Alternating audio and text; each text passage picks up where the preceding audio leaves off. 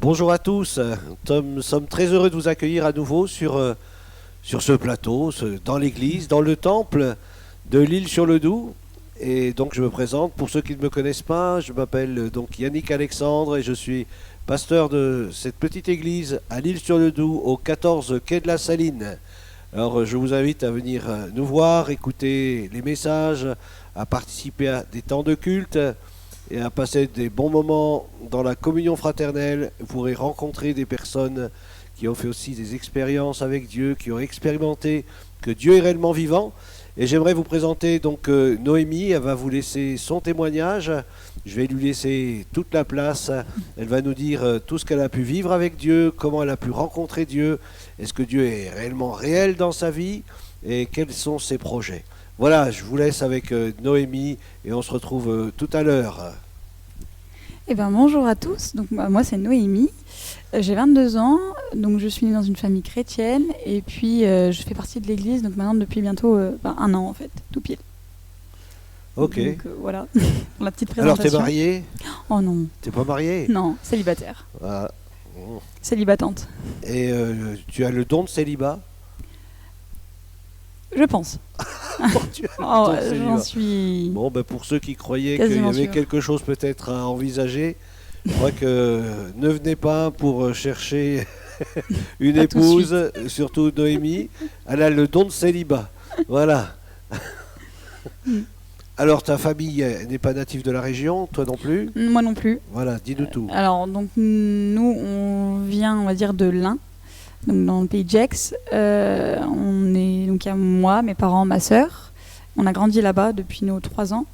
Et puis jusqu'à nos 17-18 ans, on était entre donc le pays de Gex et Bourg-en-Bresse. On a pas mal déménagé, il y a eu pas mal de rebondissements dans la famille. Et donc du coup, je viens de là-bas normalement. Et là, depuis 1 an, je suis dans la Franche-Comté, donc vers l'Île-sur-le-Doubs. Et puis... voilà. Super, on est très heureux de t'avoir avec nous.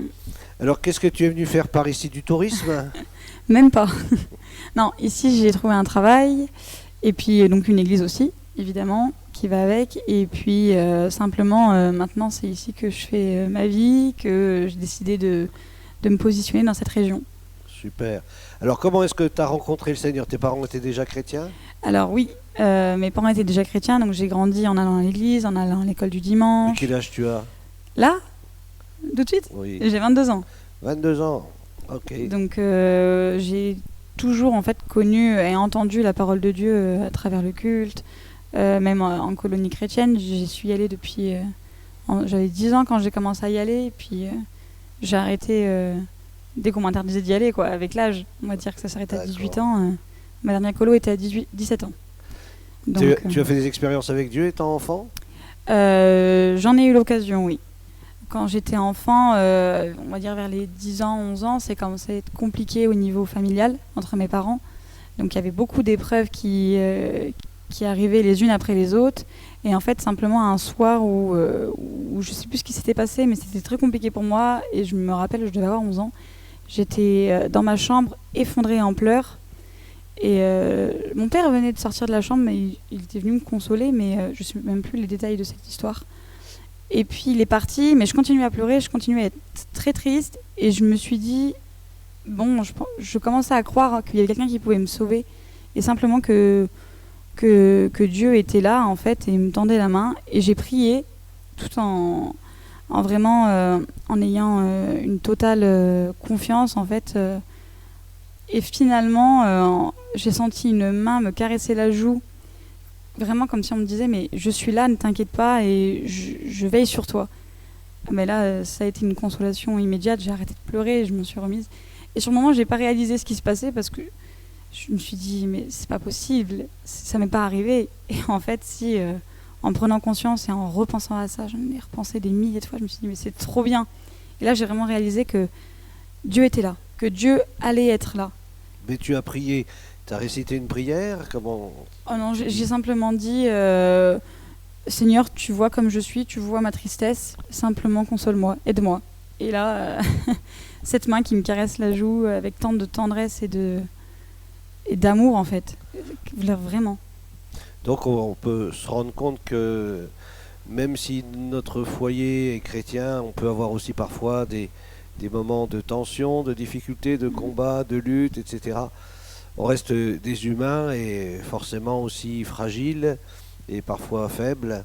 Et donc il peut arriver parfois que des tempêtes viennent Ouais. dans des maisons, dans les familles. Et donc toi tu as pu te raccrocher à la présence de Dieu et te confier dans le Seigneur. Comme si Dieu dit, ne t'inquiète pas, Ouais. je m'occupe de tout. Ouais, c'est ça. Voilà, hein, c'était un peu pour te rassurer. Mm. Mais donc je pense que dans cette démarche de foi dès l'enfance, à un moment donné, est-ce que tu as fait une rencontre personnelle avec Dieu? Est-ce que, comme on le dit souvent dans nos assemblées, est-ce que tu es né de nouveau? Alors, au début, donc, j'ai continué ma vie. J'ai commencé à grandir donc, dans une famille qui commençait à avoir des sérieux problèmes de communication entre eux, entre mes parents. Et ça commençait à être très compliqué. Et moi, j'ai aussi eu mes fréquentations qui n'étaient absolument pas chrétiennes. On avait beaucoup moins d'entourage chrétien autour de nous. Et on avait beaucoup d'épreuves qui survenaient. Donc au début, Dieu était là, Dieu était au contrôle, mais il y avait tellement de problèmes, tellement de tristesse et de colère en fait dans le foyer familial que comme si on était aveuglé par le fait que Dieu pouvait nous aider. On n'y voyait rien et on était juste dans notre souffrance, en train de dire mais comment on va s'en sortir alors qu'au final en fait on n'arrivait vraiment pas à avoir le secours de Dieu. Et moi non plus, même si je savais qu'il était là, j'arrivais pas à m'y fier tellement qu'il y avait de problèmes. Donc j'ai continué ma petite vie sans Dieu. Pour le moment c'était la belle vie hein, parce que j'essayais d'aller mieux et je pensais que j'allais mieux.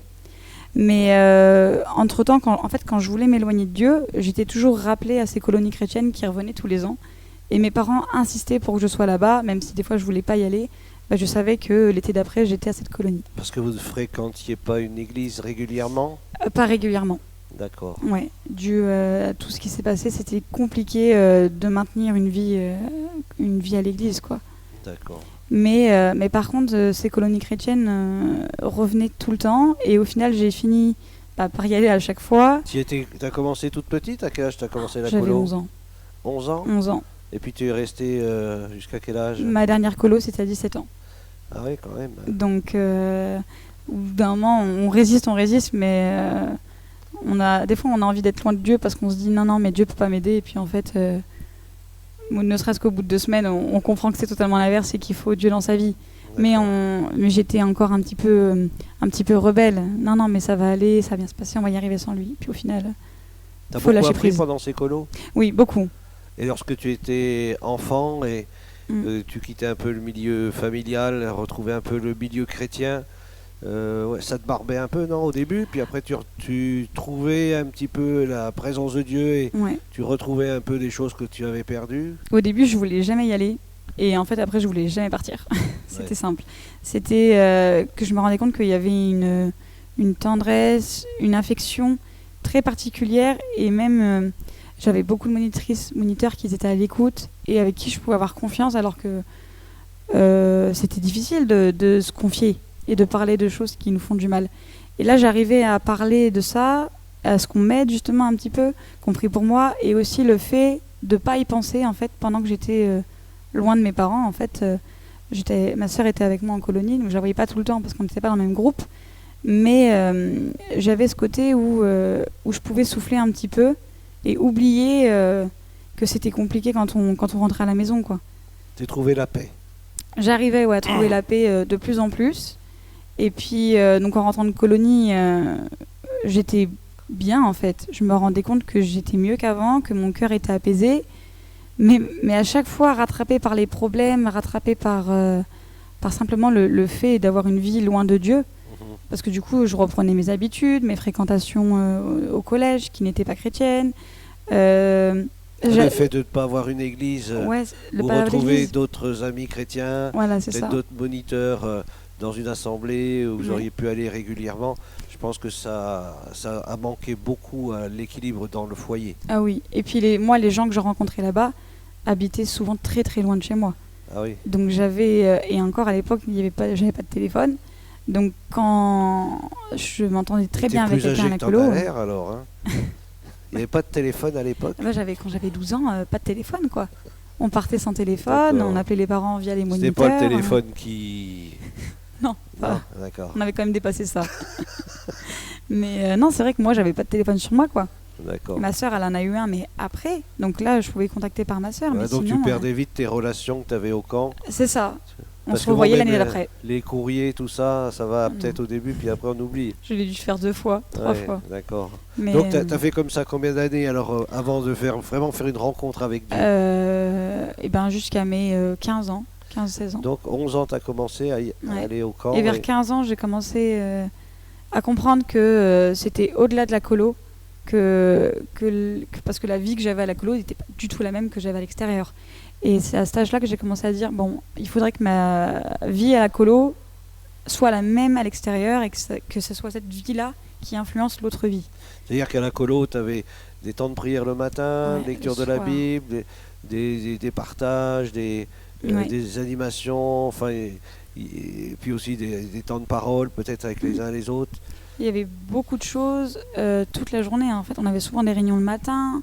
Après, on avait souvent les jeux, les activités, mais on avait aussi beaucoup de temps de rencontre, de temps de partage, de temps libre où on pouvait justement soit s'isoler un peu, soit prier seul, soit aller voir le pasteur ou un moniteur. D'accord. Et le soir, on avait souvent des veillées où je me rappelle qu'on a fini des cultes à 3h du matin. Ok. 2-3 heures du matin, parce qu'il y avait tellement la présence de Dieu et tellement que tout le monde a été bien, on n'avait pas envie de partir. Ouais. On a eu des temps particuliers et c'est à cet âge-là que je me suis dit, bon, là, faut que ça change, quoi. C'est pas possible. Ça faisait sûrement un fort contraste entre les temps forts de la colo et le retour à la maison. C'est vrai, on aurait voulu peut-être prendre dans des valises un petit peu tout ce qui se passait à la colo pour pouvoir l'emmener à la maison et puis toujours goûter à cette présence, à cette onction dans les réunions. Mais à un moment donné, il y a quand même eu une rencontre, quelque chose. Ouais, à un moment donné, j'avais... donc, quand je parle de mes fréquentations, c'est que moi aussi, j'avais pas des personnes chrétiennes dans mon entourage. Mais il y avait toujours un peu le contexte familial qui n'allait pas, mais j'avais aussi moi qui m'étais engagée dans une relation avec quelqu'un. Et moi, je croyais en cette relation. Tu n'avais pas encore bon, compris quoi. que tu avais le don de célibat. Non, je l'avais oublié celui-là. Ah non, pour moi, tout était... Alors là, c'était clair. Et en fait, je me suis retrouvée un peu pris à mon propre jeu et finalement, c'était pas clair du tout. Et c'est à ce moment-là où avec cette personne, on a rompu et moi, j'ai eu beaucoup de mal en fait à me relever. Grosse dépression. J'étais vraiment mal parce que j'avais tellement mis ma confiance, mon amour, qu'au final, j'avais été un peu lâchée. T'es un peu naïve, non? Un peu trop. Faut que ça règle encore ça aussi. Non, c'est vrai que j'ai fait confiance trop vite et dans ma tête, en fait, je pensais que c'était de Dieu et je me suis dit non mais Dieu, il m'a donné ma personne, il m'a donné l'homme de ma vie. Et j'avais 16 ans, donc c'était le rêve de toute petite, de jeune fille d'avoir trouvé la personne qu'on aime toute sa vie. C'était un chrétien Oui, je l'avais rencontré à cette colonie et au final, on était restés quand même une petite année, 1 an et demi ensemble. Et au final, on avait de la distance entre nous et ça se ne faisait pas en fait, ça marchait pas. Il fallait être honnête. Et donc du coup, quand on s'est séparés, moi j'ai simplement arrêté en fait tout espoir que j'avais et j'ai complètement tout abandonné, que ce soit même mes notes à l'école, plein de choses. Et puis au final, j'ai vraiment en fait perdu pied quoi. Vraiment, j'avais plus goût à la vie, j'avais plus envie de rien, je croyais. J'avais juste le fait de, en fait, Dieu m'avait donné quelqu'un, puis au final ça n'a pas marché. C'est moi qui est triste. La personne, elle va bien, et c'est moi qui me suis fait avoir, et c'est moi qu'au final, on m'aide pas, quoi. Et pendant plus de 6 mois, j'étais vraiment mal. J'avais qu'une envie, c'était, en fait, je voulais plus vivre. J'étais dans une spirale infernale ça sert à rien de se battre. Ça sert à rien d'aimer, ça sert à rien de faire confiance, parce qu'au final, on est déçus. J'arrivais pas à sortir de ça. C'était une trahison, c'était quelque chose comme ça? Oh, je l'ai vécu comme une trahison. Ouais. Je l'ai vraiment mal pris et en même temps, je me suis éloignée de beaucoup d'amis qui étaient chrétiens et même des amies chrétiennes. Donc j'ai vraiment perdu tout entourage et je voulais plus rien en fait. J'avais qu'une envie, c'était qu'on me fiche la paix Donc et d'aller mieux. Tu Mais l'as en même retrouvé temps, l'année suivante au camp alors? Ouais, j'allais mieux, donc ça va. Parce qu'alors, entre-temps, c'était pas en colonie d'ailleurs, c'était un jour où j'étais chez moi en train de pleurer, de m'apitoyer sur mon sort. Je faisais des choses qu'il faut pas faire, mais j'avais tendance on va dire, à me faire du mal physiquement sur mes bras et à aller un petit peu loin avec ça. Mais comme je dis, c'était une spirale, donc en fait, je voulais souffrir et Ouais. on n'arrive pas, c'est dur d'en sortir. Et un jour, en fait, où j'avais vraiment des pensées, vraiment des mauvaises pensées, je lui dis non mais je vais en finir, en fait, je vais arrêter là. Ça sert à rien de continuer, ça marche pas, je vais pas bien, il y a rien qui change. Et je continuais à faire ce que je faisais sur mes bras. Et en fait, j'ai eu simplement une première fois où simplement Dieu me dit non, ne fais pas ça. Sauf que là, je m'arrête et je dis il se passe quoi?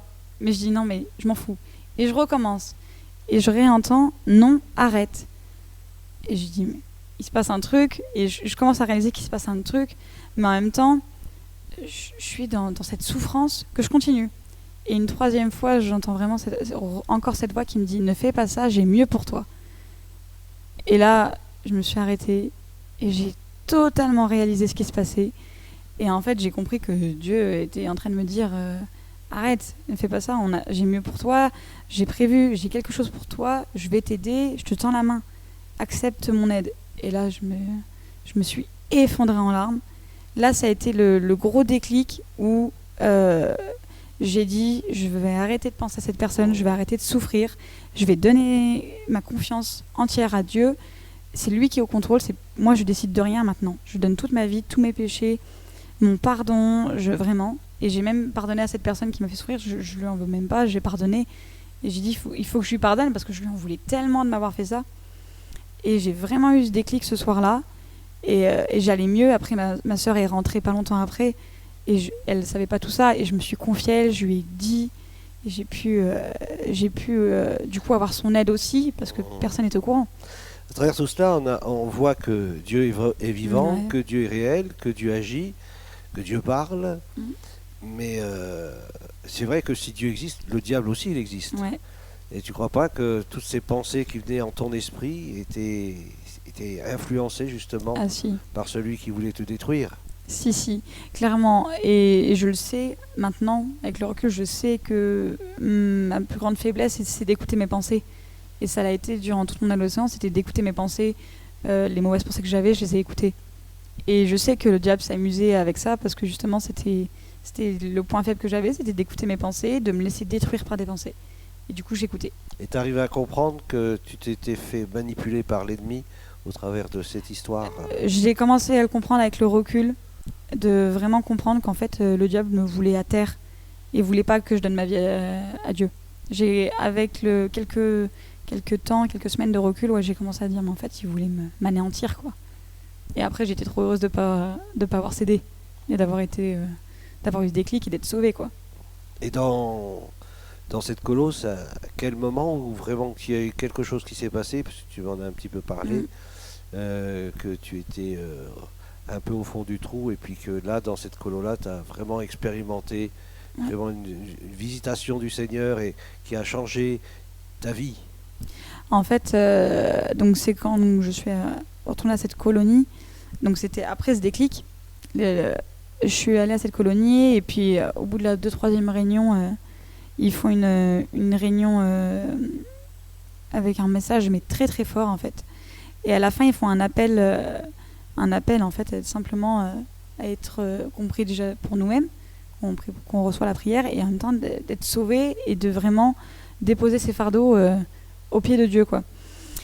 Et là, en fait, clairement, je m'avance. Alors que c'est pas quelque chose que je restais toujours dans le fond de la salle. Et là, je m'avance et je commence à prier. Et en fait, on entend les autres prier, on entend que ça pleure, on entend que ça crie de joie. Et j'attendais. Et en fait, je savais même pas quoi dire comme prière, mais j'ai simplement senti quelque chose qui me traversait le corps, comme si en fait on me lavait et comme si vraiment je devenais quelqu'un d'autre et que les fardeaux, le péché qui était en moi partait et tombait en miettes en moi. Après, le pasteur a prié pour moi et j'ai pu dire vraiment pardon en fait à ce que j'avais fait et de pardonner également. Et là, je me suis effondrée en larmes et j'ai tout compris en fait. J'ai dit, il faut que j'arrête. Maintenant, c'est terminé. Ma vie, elle est à Dieu. Et je vais voir par lui. Et là, ça a été une décision radicale. Et là, j'ai senti mon corps être transformé. Mon cœur, je l'ai senti, mais quand on dit qu'on a un cœur de pierre, quand on n'est pas chrétien, c'était vraiment ça. J'ai senti que ce cœur de pierre, il se brisait et que Dieu me donnait un cœur pur, neuf et vraiment rempli de paix, quoi, rempli de paix et d'amour. Donc tu as reçu le pardon du Seigneur, tu as reçu sa paix, sa joie, et est-ce que tu as aussi expérimenté le baptême dans le Saint-Esprit? J'ai pu aussi l'expérimenter à cette même, pas réunion, mais à cette même colonie, en fait, simplement... La même année? La même année, ouais. Ça a duré 2 semaines, donc c'était même quelques jours après, 1 semaine après, je crois. Et ils ont fait un appel, en fait, simplement à ceux qui souhaitaient être baptisés du Saint-Esprit. Et naturellement, je priais pour ça depuis que j'avais vraiment donné eu ce pardon, je priais pour ça. Parce que maintenant, j'étais sûre, j'ai dit non mais là, le choix est fait, quoi. Et je continuais à prier pour ça, et à cette colonie, donc à cette réunion, ils font un appel pour le baptême du Saint-Esprit. Et là, pareil, je m'avance. Et je m'isole un peu, et je prie, je dis écoute, Seigneur, je veux simplement... je veux vivre pour toi, et je veux que tu sois dans ma vie, et je veux que tu sois mon meilleur ami, en fait, et que tu m'aides, et que ma vie évolue parce que tu es là et que tu guides tout. Et je prie vraiment très fort, on prie pour moi. Et en fait, je continue de prier. Et là, je commence à parler des langues. C'est arrivé, je m'étais mis à genoux et je commence à parler des langues. Mais je m'arrêtais plus, quoi. Quand c'est comme ça, on s'arrête plus, on comprend pas trop ce qui se passe. C'est débordante. Ah ouais, ça a envie de sortir et on parle. On parle. Alors juste une petite pause, juste pour vous dire combien c'est important de rechercher le baptême dans le Saint-Esprit. Peut-être vous n'avez pas encore fait cette rencontre avec Dieu. Et je vous invite à le faire, à demander pardon au Seigneur pour tous vos péchés, à vous mettre à genoux devant lui, dire Seigneur, viens dans ma vie, viens me transformer. J'ai besoin de ta grâce, j'ai besoin que ton sang me lave et me purifie de tous mes péchés. J'ai besoin d'être une nouvelle créature. Dieu veut faire de chacun d'entre nous, et de vous en particulier, une nouvelle créature, où les choses anciennes sont passées et où toutes choses deviennent nouvelles, comme pour Noémie, ce qu'elle a pu expérimenter. Mais cela, c'est que le démarrage de la vie chrétienne. Mais Dieu veut aussi nous revêtir de sa puissance. Vous pouvez retrouver ces textes dans le livre des Actes. À partir du chapitre 2, vous allez voir où le Seigneur dit à ses disciples « Restez dans la ville jusqu'à ce que vous soyez remplis, baptisés dans le Saint-Esprit, jusqu'à ce que vous soyez revêtus de la puissance d'en haut. » Il nous est dit que le jour de la Pentecôte, lorsqu'ils étaient rassemblés dans la chambre haute, le Saint-Esprit est descendu et ils se mirent tous à parler en d'autres langues. Et je crois que c'est une expérience qui est pour nous aujourd'hui, nous qui avons accepté Jésus-Christ dans nos vies, nous qui avons décidé de marcher à sa suite, de le suivre, c'est une promesse de l'Écriture. Jésus l'a dit, qu'il montait au ciel et qu'il nous enverrait le Saint-Esprit, qu'il nous baptiserait dans le Saint-Esprit.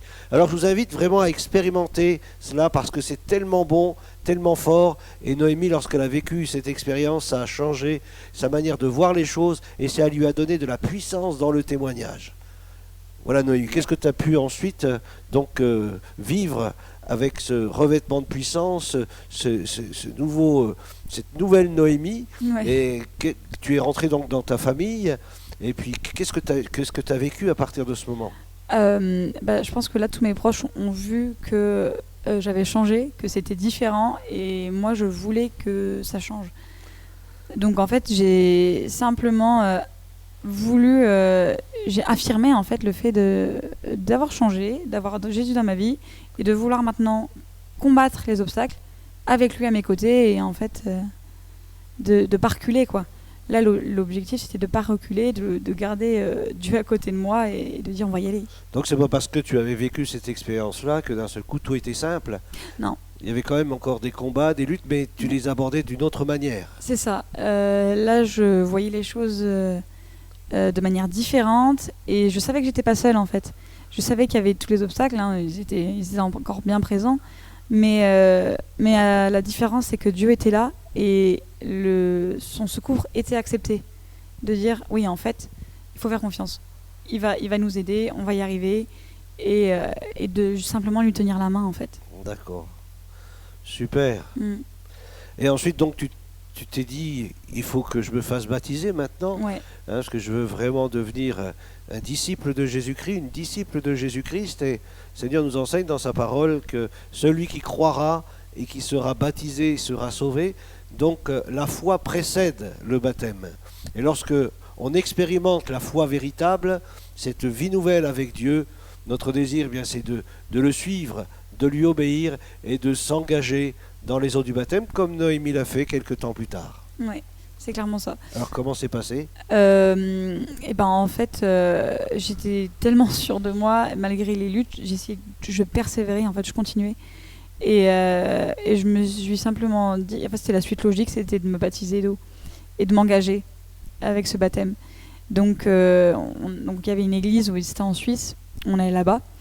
Et on allait déménager donc vers Bourg-en-Bresse. Et en fait, mon pasteur me connaissait bien. Il savait pas mal de choses. Et je lui ai dit, écoute, je lui ai dit, moi, je suis sûre de moi. Je lui ai dit, je veux me baptiser d'eau. Et là, il m'a simplement en fait, dit qu'il allait commencer l'enseignement avec moi. On a beaucoup parlé, on a beaucoup échangé. Et puis après, il m'a donné une date, quoi.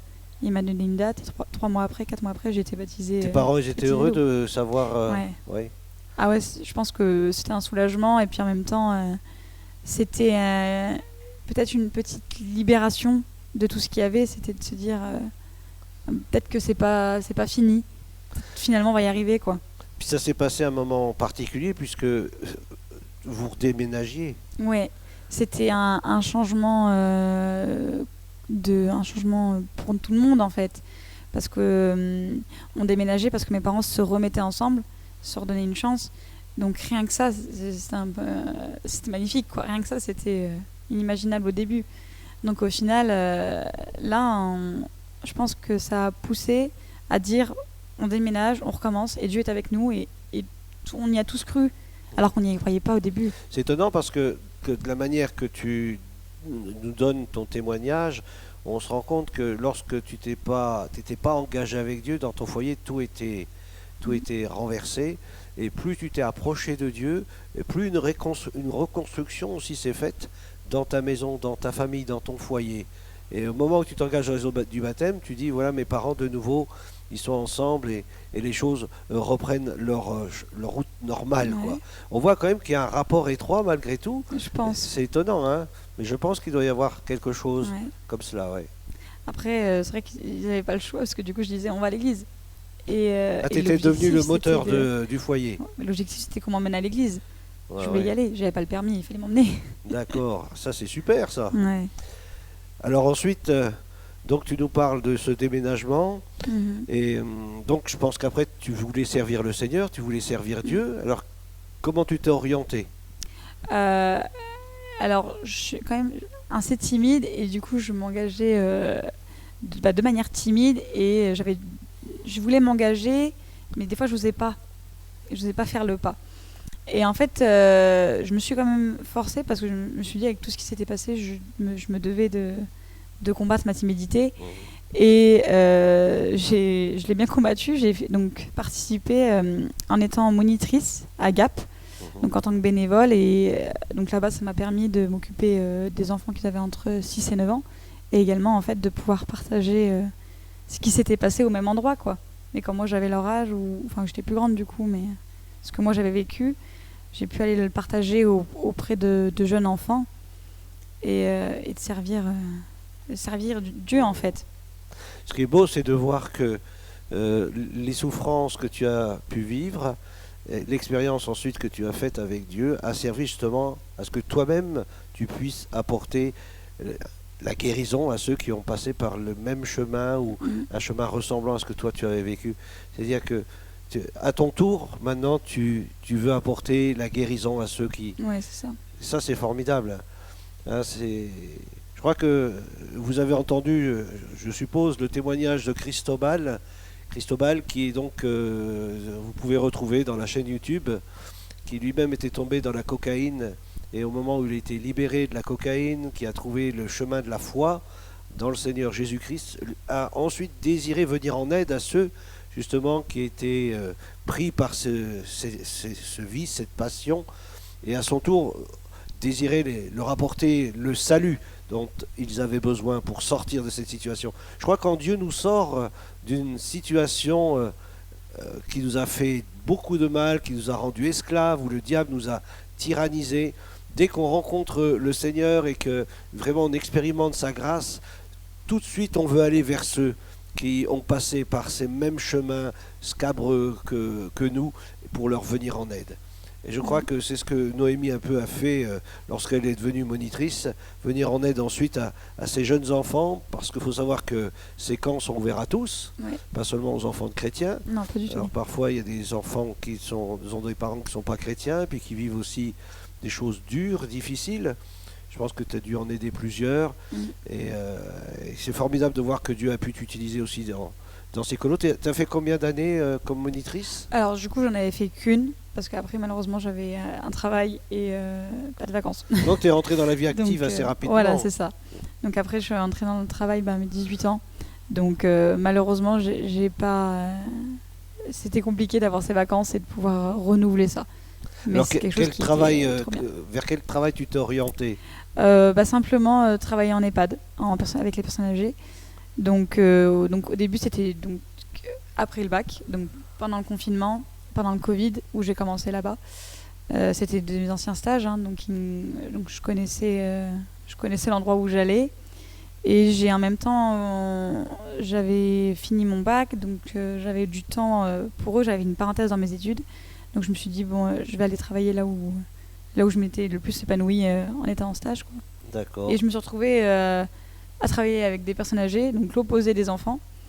Et au final, je suis toujours dans ce désir d'aider, Ouais, de pouvoir justement aider ces personnes âgées, ne serait-ce que dans leur quotidien, mais aussi, ce que je te disais tout à l'heure, ils sont âgés, ils ont vécu leur vie, et des fois ils ont peut-être besoin qu'on leur parle de Dieu, mais en même temps ils ont tellement vécu ou tellement peut-être souffert, peut-être être heureux, que du coup ils sont pas très ouverts à vouloir qu'on leur parle de Dieu, ou ne serait-ce qu'accepter d'entendre cette parole.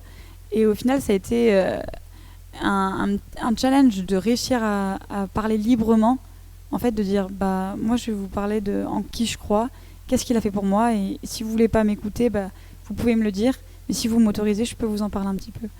C'est super. Et au fur et à mesure des années, de parler librement de ça avec eux, quoi. Alors c'est ce qui t'a amené dans notre région? C'est ça.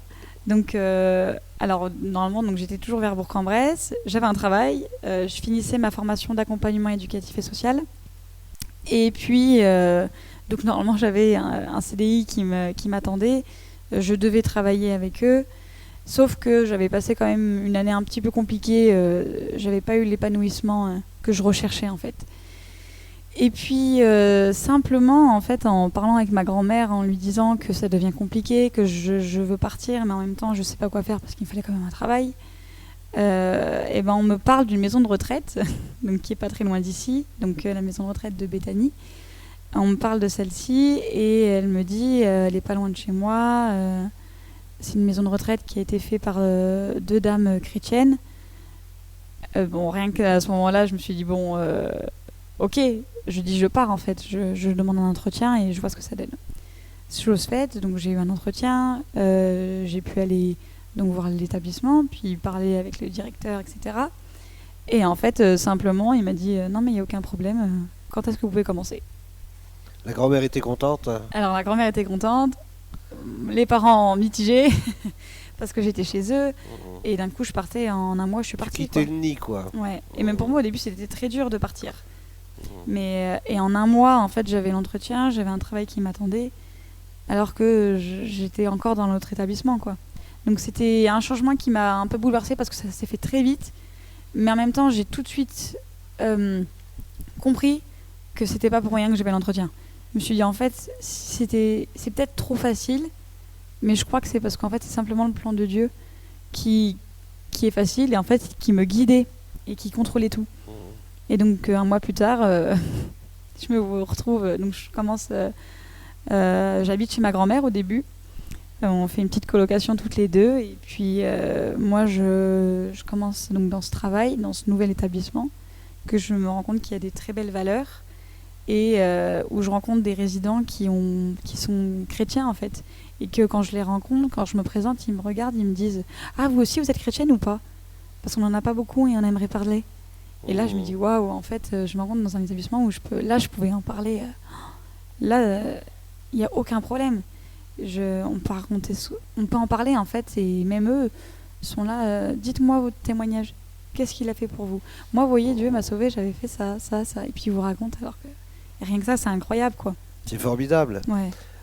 Alors, je ne sais pas si vous connaissez, les Amis des Vieillards à Descendants, c'est à la limite de la Haute-Saône, mais c'est encore dans le Doubs. Et donc, un bel établissement, Béthanie, un endroit où il y a des réunions de prière, il y a des cultes, des chrétiens y travaillent, d'autres y sont aussi des comme bénévoles. résidents. Et oui, il y a une belle atmosphère de foi.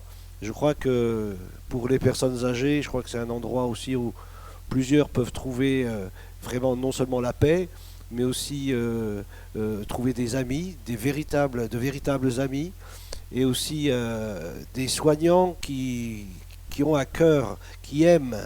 Et c'est vrai qu'aujourd'hui, c'est tellement important, surtout dans ces milieux-là, d'avoir des personnes qui prennent soin de nous, mais pas seulement pour gagner un salaire, mais aussi qui montrent de l'amour, de l'attention. Et donc, tu as eu l'occasion de prier aussi avec certaines personnes âgées ? Oui, quelques-unes, ouais. Ou même de dire, je prierai pour vous ce soir si vous voulez. Là, que la personne ne voulait pas, elle me disait, mais par contre, quand tu rentres chez toi, tu pries pour moi quand même. Puis les amener au culte, dans des réunions. Ouais. Les amener au culte, c'est souvent, alors j'ai envie de dire tous les matins, au maximum, on va dire 4 fois par semaine, ils ont de la lecture biblique Ça, c'est bien, ça. qui est accordée. Donc ça c'est bien parce que finalement, même quand ils n'ont pas trop le moral et qu'on puisse leur proposer ça, ils sont contents, même d'y aller. Donc maintenant, tu es devenue presque indépendante, tu n'es plus chez la mamie ? Donc non, je suis restée quelques mois chez ma grand-mère, mais maintenant j'ai mon appartement, je me suis installée ici. Je pensais pas le faire, honnêtement. Au début, quand je suis arrivée, c'était encore compliqué de se dire, mais attendez, moi j'ai ma vie qui est à Bourg-en-Bresse normalement. Mes parents, ma sœur. Et en fait, simplement... T'es tombée dans un engrenage. Ouais, Voilà. Je voulais partir et puis j'ai une douce voix qui m'a dit tu fais pas ça, ne fais pas ça parce que il faut que tu aies conscience que Dieu te veut ici. C'est même ma grand-mère qui m'a dit ça un soir, je sais pas pourquoi, j'étais tracassée et j'ai dit de toute façon Seigneur si Ta je veux grand-mère partir... est chrétienne ? Oui. Ah bon ? Ah oui. J'ai dit Seigneur de toute façon si je veux partir je pars. Et j'ai dit ça le soir. Et le lendemain matin, je me réveille, j'ai même pas eu le temps de dire bonjour à ma grand-mère, qu'elle m'a regardée, qu'elle m'a dit j'espère que tu comptes pas partir, hein, parce qu'il faut que tu aies conscience que tu es ici, parce que Dieu te veut ici. Et j'ai regardé et j'ai dit ça c'est pas cool ça. J'ai dit bon, ok, c'est bon, j'ai compris. Et après j'ai arrêté, j'ai dit bon, ok. Et là j'ai réalisé, j'ai dit bon, je dois être ici. Et comme on m'avait dit, les portes vont s'ouvrir et de rester attentif. Et les portes se sont ouvertes à ce travail, à cette liberté d'expression sur ce sujet. Donc tu as suivi ta grand-mère à l'église aussi ? Alors oui, donc je l'ai suivie à l'église et puis au final j'étais allée voir quand même 2-3 autres églises parce que finalement je connaissais pas la région, donc je voulais découvrir ce qui s'y proposait. Et puis je suis restée dans cette église locale, donc à l'Île-sur-le-Doubs. Voilà, donc au 14 quai de la Saline, je le rappelle pour ceux qui nous écoutent, Ouais. 14 quai de la Saline, le temple, vous êtes invités à venir. Le mercredi soir, on a donc nos études bibliques et le dimanche matin, nous avons aussi un culte à 10h et une fois par mois, on fait une agape. On a aussi régulièrement des invités, on fait aussi des concerts. Voilà, et puis ce sera avec joie que nous vous accueillerons dans nos locaux et que vous pourrez aussi bien connaître aussi toutes les autres personnes qui ont aussi expérimenté ce que Dieu a fait dans leur vie. Nous essayons un maximum d'amener les gens, les personnes, à dire, à témoigner de ce que Dieu a fait pour eux. C'est tellement important dans ce monde dans lequel nous vivons, où c'est tellement difficile, où la peur, la crainte est constante, mais en Dieu on peut trouver la paix, une paix véritable. Voilà alors quelles sont aujourd'hui tes occupations, parce que maintenant que tu t'es attaché à une église locale, je pense que tu n'es pas une touriste dans l'église, donc tu dois sûrement faire quelque chose. Alors, non, j'essaie justement de faire quelque chose. Et donc depuis pas longtemps, on a ce compte Instagram sur les réseaux sociaux, en fait. Donc comment on peut aller sur ce compte? Simplement avoir l'application Instagram et de taper dans la barre de recherche rencontre et espérance. Et normalement, il y a la photo du temple, il y a quelques infos sur même ce qu'on fait, les actualités, les prédications qui ont suivi, et puis même les annonces, en fait, qui vont suivre. Super. Alors, Rencontre Espérance, aussi la chaîne YouTube. Et d'ici quelques temps, on va essayer de trier un petit peu tout ce qu'on a sur notre chaîne et essayer de mettre les témoignages dans une playlist séparée des cultes pour que si vous avez ce désir d'aller écouter un témoignage, vous puissiez trouver rapidement les différents témoins. Oui. Alors nous aurons prochainement aussi un frère dans la foi qui depuis des années connaît le Seigneur, qui aussi sera un témoin, et ça sera donc je pense le mois prochain. On va terminer simplement avec Noémie, mais quels sont tes projets? Bon là tu t'occupes dans l'église, tu fais 2-3 choses, tu fais aussi avec les jeunes aussi, hein, tu es aussi active avec les jeunes, enfin, tu fais pas mal de choses, il n'y a pas que Instagram, mais aussi tu as aussi quelque chose sur ton cœur que tu aimerais dire quelques mots peut-être. Ouais, j'ai clairement en fait l'envie et même le désir simplement en fait de partir à l'étranger. Il y a la Suisse qui est pas loin. Alors autre. Non, simplement auprès en fait des plus démunis, de ceux qui ont malheureusement donc ça, là, le plus c'est pas besoin. La Suisse.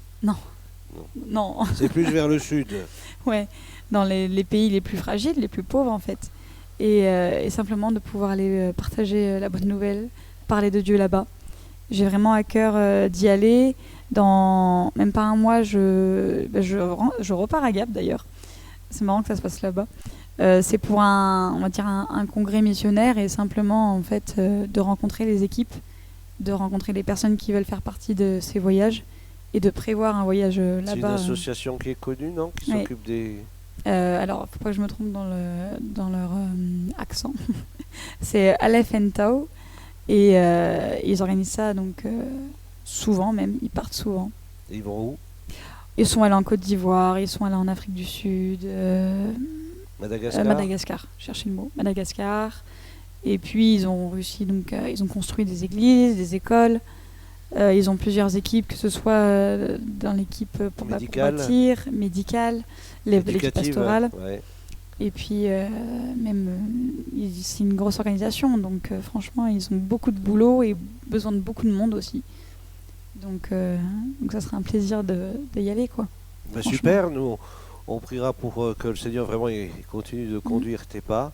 Et je pense que tu es aussi dans un temps de formation, justement pour pouvoir partir et puis être réellement utile sur le terrain, apporter vraiment ce que Dieu a déposé dans ta vie, sur ton cœur. J'aimerais peut-être qu'on termine par la prière, si vous le voulez bien. Avec Noémie, on va prier. Et on va demander au Seigneur qu'il peut-être intervienne dans votre vie. Peut-être qu'il y a quelque chose qui se passe dans votre vie. Vous dites, mais je n'ai pas d'issue, je ne vois pas comment je peux m'en sortir. Eh bien, sachez que nous avons un Dieu qui est vivant et qui a la puissance de vous venir en aide. Comme l'a dit Noémie tout à l'heure, il tend la main. Il tend sa main vers vous maintenant. Saisissez-la par la foi et sortez de ces difficultés, de vos problèmes, et trouvez du réconfort dans les bras du Seigneur, ces bras qui vous aiment. Vous savez, sur le bois de la croix, il a étendu ses 2 bras pour accueillir l'humanité.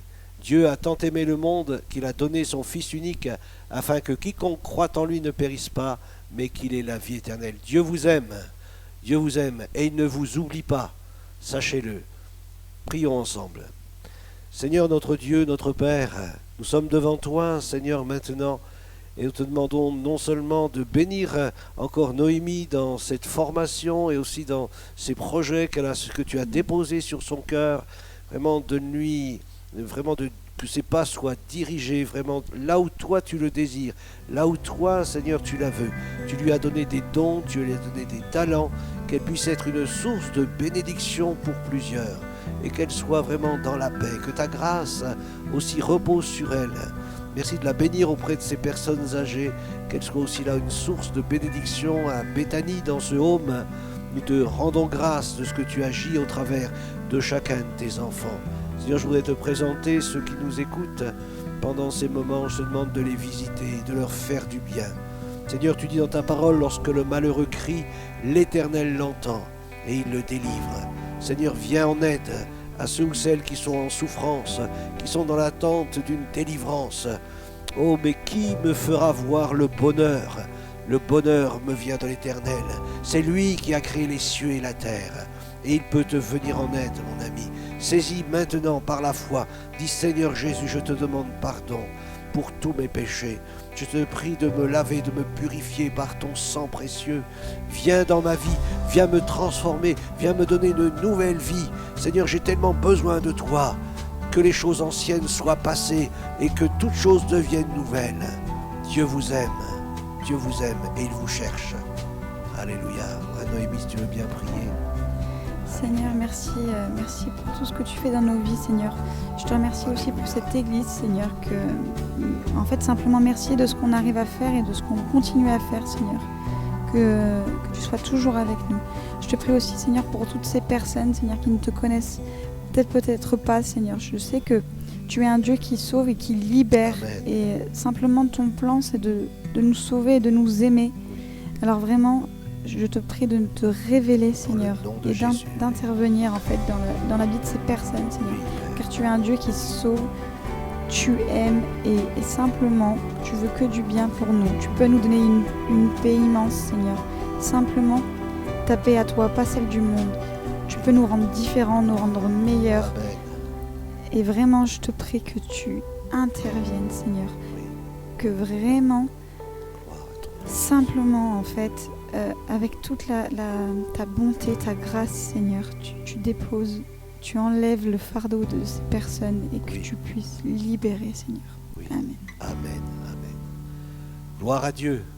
Je vous souhaite toutes bonnes choses, tout plein de bonnes choses, et venez nous rencontrer ici, 14 quai de la Céline à l'Île-sur-le-Doubs. Et ce sera avec joie que nous prierons pour vous. Soyez bénis et à bientôt. À bientôt.